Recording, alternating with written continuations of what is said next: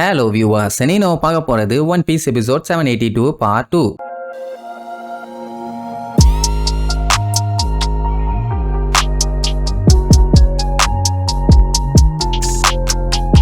Open பண்ணா நம்ம லூஃபியை எதிர்த்து சண்டை போடுறதுக்காக போன்ஹமும் ஜப்பாவும் வாவரா பில்டப் பண்ணிட்டு வந்தானுங்க. ஆல்ரெடி சண்டை போட்டு செருப்படி வாங்கணுமே, அவன் பவர் எப்படி இருக்கும்னு தெரிய வேண்டாம். அவன் கம் கேட்லிங்னு சொல்லி கண்ட மெனிக்கு செகண்ட் கியர்ல குத்துன்னு ரெண்டு பேர்த்தையும் சேர்த்து வச்சு குத்திட்டான். இன்னும் ஒரு 5 செகண்ட் வச்சு குத்தி இருந்தான்னா 5 செகண்ட்ல அல்பாய்ஸ்ல போயிருப்பானுங்க. சரி, மொத்தத்துல அங்க இருக்க எல்லாத்தையும் காலி பண்ணியாச்சு. எல்லாத்துக்குமே செம ஹாப்பி. இனி ப்ரூக்க போய் தேடுமே, அவனுக்கு என்ன ஆச்சுன்னு தெரியலையேன்னு யோசிச்சுட்டு இருக்கும் போது ப்ரூக் அங்க இழிச்சுக்கிட்டே வந்து நிப்பான். அவனைத்தான் ராக்கெட் லான்ச்சரை வச்சு சுட்டாயிலே செத்துருக்கணுமேனு பார்த்தா அவன் சுடும் போதே இவன் பாதி செத்துட்டான். அதான் பையன் ஆல்ரெடி செத்துட்டானே, மறுபடியும் எங்கத்த சாகுறதுன்னு அந்த சப்மரீனை சட்டன்னு தண்ணிக்குள்ள முக்கிட்டான். அதுவும் நல்ல வேலை ஃபாஸ்டா இருக்கிறதுனால பையன் எஸ்கேப். சோ இப்ப எந்த பஞ்சாயத்தும் இல்ல, நேரா ஷிப்புக்கு போக வேண்டியதான். அங்க இருந்து ஹோல் கேக் ஐலாண்டுக்கு போக வேண்டியதான். எப்படி நல்லபடியா பேசிட்டு இருக்கும் போதே டே ஸ்டார்ட் செத்தாடாம் அவனே அப்படின்ட்டு அந்த கிரவுண்டு பையன் ஓங்கி வந்து ஒரு குத்து. நல்ல வேலை ஹாக்கி பவர் யூஸ் பண்ணி தடுத்துருவான். லூஃபியை இனிமேட்டு விட மாட்டேன்னு வேற பில்டப் பண்ணுவான். இவன் திரும்பி வந்ததுல அவனு ரெண்டு பேத்துக்குமே சந்தோஷம். இனி நான் பாத்துக்கிறேன், நீங்க ரெஸ்ட் எடுங்கன்னு சொல்லிட்டு லூஃபியை சண்டை கூப்பிடுவான்.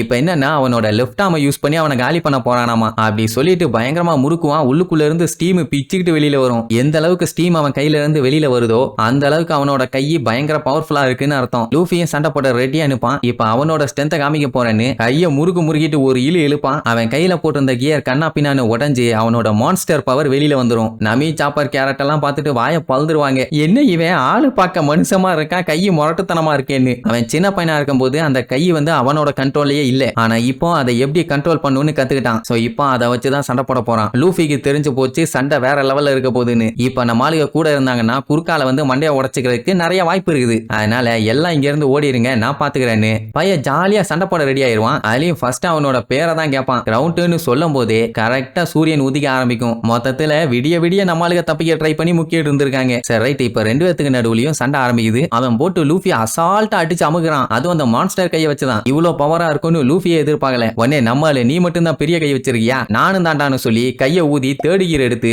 ரெண்டு பேரும் ஒரே மாதிரி பஞ்சு வைப்பானுங்க. அந்த பவர் தாறுமாறா இருக்கிறதுனால அந்த இடமே வெடிச்சு தெரியுது. தூரத்துல சப்மரீன்ல நின்னு பாத்துக்கிட்டு இருக்க இவங்களுக்கே அதிருதுன்னா அப்ப எந்த அளவுக்கு பயங்கரமான சண்டை. லூஃபி நார்மல் கையை வச்செல்லாம் சண்டை போட முடியாதுன்னு ஹாக்கி பவரையும் யூஸ் பண்ணி அட்டாக் பண்ணுவான். என்னதான் அடிச்சாலும் அவன் எல்லா அட்டாக்கையும் தடுத்து லூஃபி அடிச்சு திரிக்க விடுறான். என்ன இவன் இவ்வளவு ஸ்ட்ராங் ஆயிட்டான்னு சொல்லி நம்ம பையன் கையை நல்லா பெருசா ஊதி அப்படியே ஹாக்கி பவர் எடுத்துக்கிட்டு அட்டாக் பண்ண வெறி கொண்டு வருவான். அவனும் வெறியோட அட்டாக் பண்ண வருவான். நம்ம பையன் அட்டாக் வந்து தார் எலிஃபண்ட். அப்படியே ஏர்லயே ரெண்டு பேரும் பஞ்சு வச்சுக்குவானுங்க. அப்படி வச்ச பஞ்சுல அங்க சுத்தி இருந்த எல்லாம் வெடிச்சு திருச்சு. அங்க இருக்க பாறைங்க முத கொண்டு வெடிச்சு தெரியும். யாராலையும் நிக்க கூட முடியல, தூக்கி அடிக்குது. அப்ப லூஃபி என்ன பண்ணுவான், இன்னும் பிரஷர் கொடுத்து அமுக்குவான்.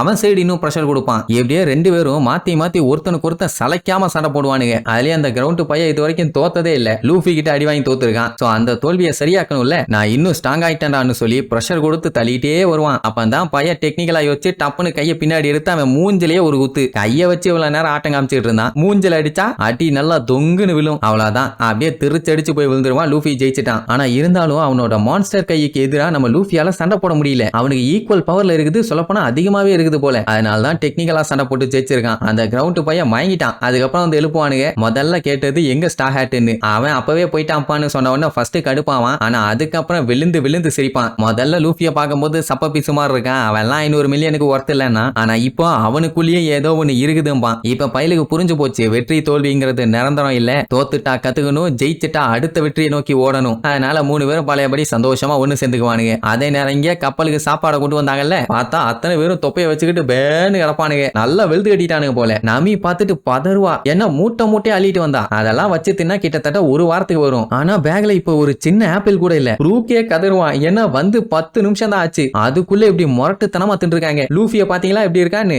ஏன்டா அப்படி பண்ணு கேட்டா ஒன்னும் பிரச்சனை இல்லாம கவலைப்படாத, எல்லாம் நல்லபடியா நடக்கும்ட்டு அந்த தீவை அப்படியே எட்டி பார்ப்பான். இவங்க லூஃபியோட கப்பல் போறத பாத்துக்கிட்டு இருப்பாங்க. கிரவுண்ட் ஒத்துக்குவான், லூஃபி வந்து 500 மில்லியனுக்கு ஒர்த்தான ஆள் தான். லூஃபி பாத்தீங்கன்னா இங்க இழிச்சுக்கிட்டே போவான். அதான் நல்லா வயிறு முட்டை தின்னுட்டான்ல, இழிக்கத்தான் செய்வான். இனி அடுத்தடுத்த எபிசோட்ல நடக்கிற ரவுச மட்டும் பாருங்க. சரி, அடுத்து என்னென்ன பஞ்சாயத்தெல்லாம் ஃபேஸ் பண்றாங்கன்னு அடுத்தடுத்த எபிசோட்ல பார்க்கலாம். டாடா.